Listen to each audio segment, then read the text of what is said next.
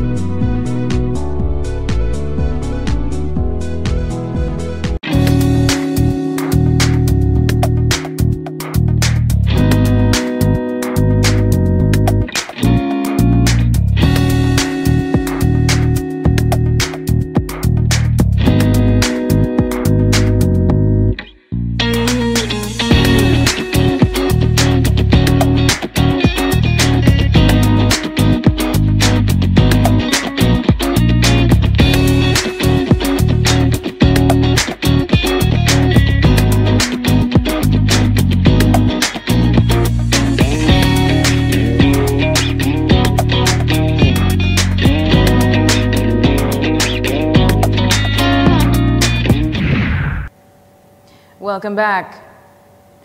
Bishop of Roseau, Father Gabriel Malzer, claims that the Easter season will bring the renovation works on the Roseau Cathedral into its third year. When we closed the cathedral for renovation work, we gave ourselves 3 years to do so, and the 3 years will be up at around Easter time. In an exclusive interview with CBN4, he stated, however, that due to the delays, the project is now on its fourth. At the moment, we are on the phase where the frame of the roof is presently going up, and this is called the fourth phase of the project. This will be followed by the roof covering. Additionally, the bishop outlined the main reason for the delays. So it means that there has been delays in the project. And so, as we continue the process, the quicker we get the funds to help us in the process, the faster the work will. The project is estimated to cost about $8 million.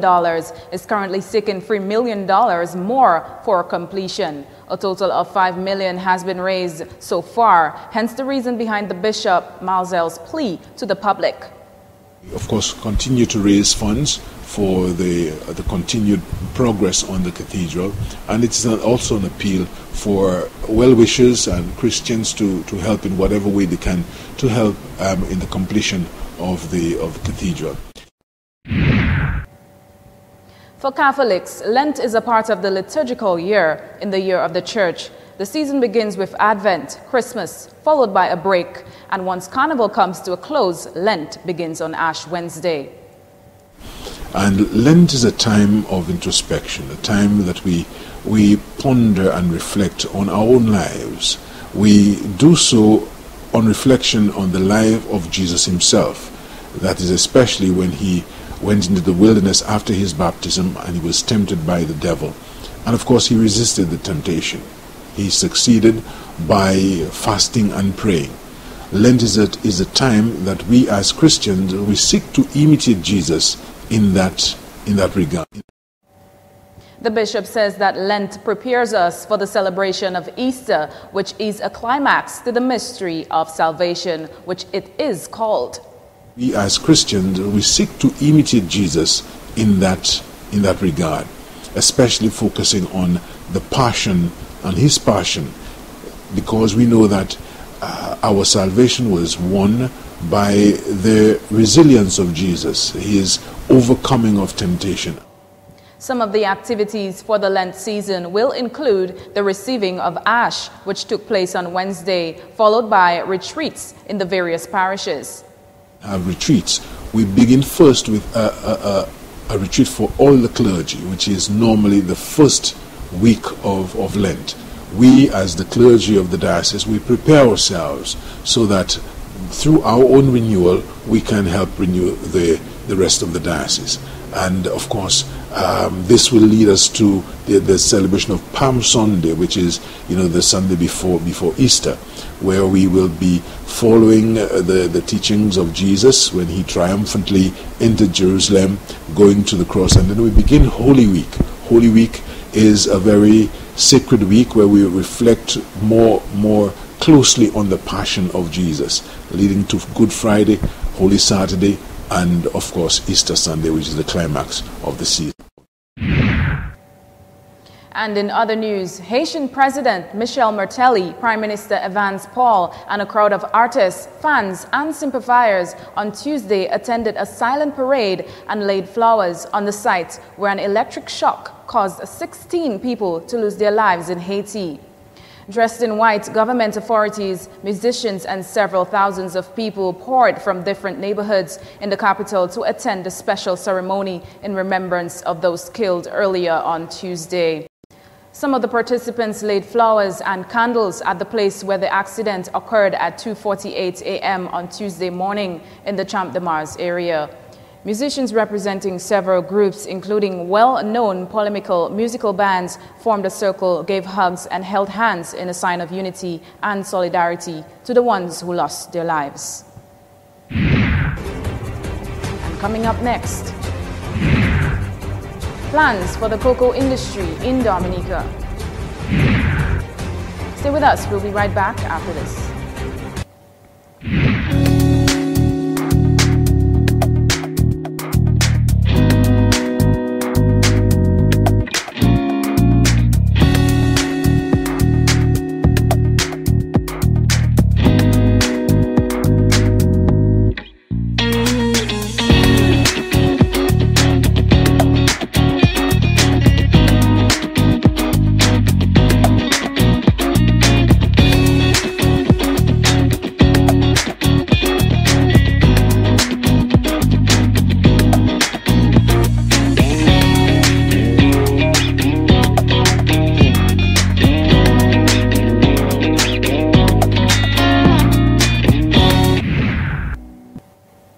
And welcome back.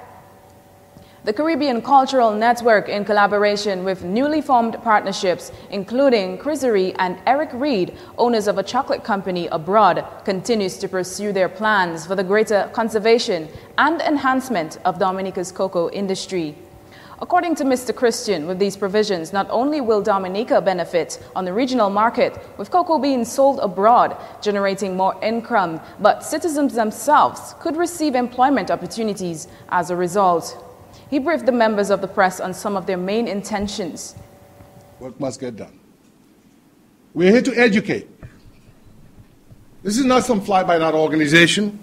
We've been here for a long time. And our focus with regard to Dominica has always been education, because without education, there's not much you can do. You're not much use to anybody. You're not much use to yourself. So we seek to educate our students, our farmers, our partners in the best way to grow cocoa and the best way to take the cocoa from crop to shop, so we can see the foreign exchange inflow into Dominica that can lift all that. He hopes to create a sense of ownership, building a world-class cocoa industry. He also implied that they intend on appealing to others to value Dominica, not only by preaching that we're the nature isle, but to put these words into action. We couldn't put enough out on that morning. And we're saying that in 2008, we were looking at the local market. We did not have a partner like Spag and Vola. So local market only? No. We will do for the local market, and we will do for the tourism market, but the major source of foreign exchange for Dominica is going to come from the international market. He also outlined that some of their main objectives while on their mission to develop cocoa production is firstly by forming a partnership with the government of Dominica.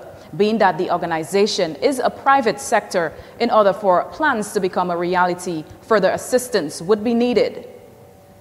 Chocolate company or partners, sweat equity. But let me just be frank. If our government puts a roadblock in front of this project, it's not happening. I'll be blunt. If our government puts a roadblock in front of this project, forget it. I don't think they will. He strongly believes that now is the time for Dominicans to take a stand in nourishing what the country widely offers in abundance, being that of cocoa, bearing in mind all of the benefits that are to be derived from the project.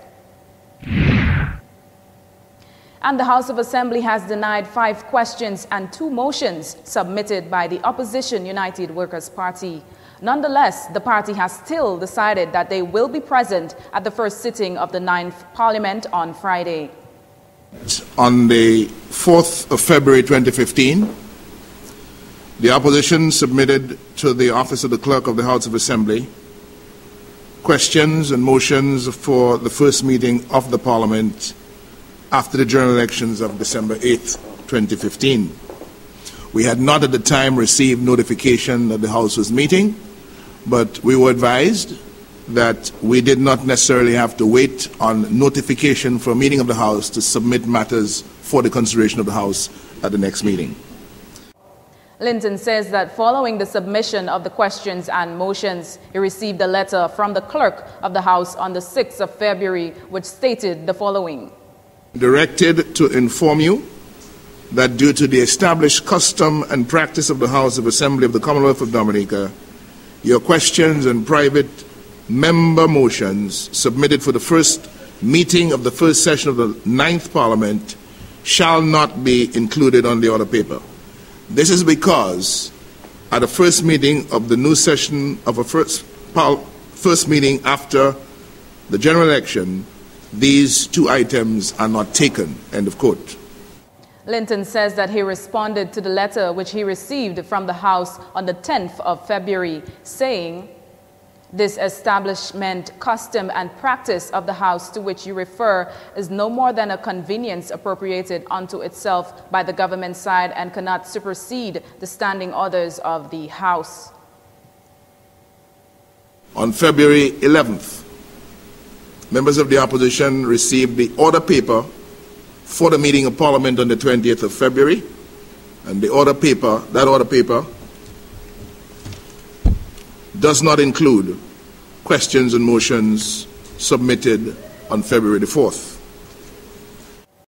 According to Linton, the motions which the UWP wanted to put forward was 1, review the standing orders of the House of Assembly, and 2, the Parliament's reaction to free and fair elections through electoral reforms.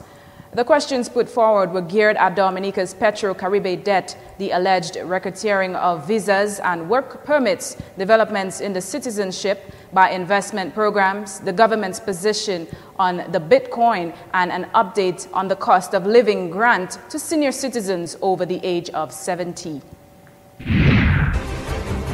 We'll be right back with more news after the break. Please stay with us.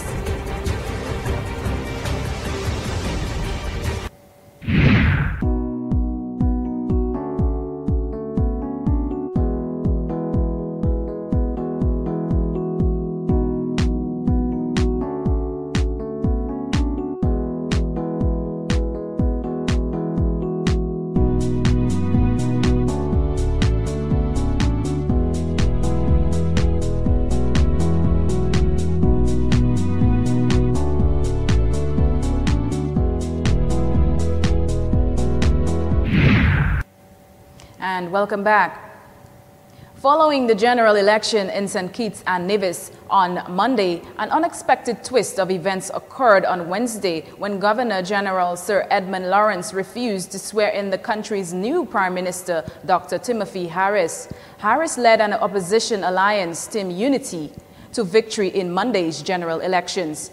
capturing 7 out of 11 elected seats in the federal parliament. Lawrence said that he could not swear in the Prime Minister-elect until he had a hard copy of the election results from the Supervisor of Elections, Wingrove George, whose failure on Tuesday to declare the election results prompted major reaction in St. Kitts and Nevis and around the region. The Taijin Future Children's Art Troupe from China will be here on island from the 24th to the 25th of February 2015. The stop will form part of their tour. So far, they have visited the UN, the United States, Barbados, Bahamas, and the Dominican Republic, and Dominica will be their final stop. Children from the group and local children will exchange culture as a collaboration is also expected to take place. And this Sunday, the Rotary Club hosts an event scheduled to take place at the Purple Turtle Beach at 12 noon. There will be a family-style open house with a bouncing castle, beach games, and face paintings for the kids. Live music from 1 to 3 p.m. by Heartbeat Plus, free snacks and drinks. Club members would like you to get to know them and the public service projects they are currently working on, including a new emergency room for the Portsmouth Hospital.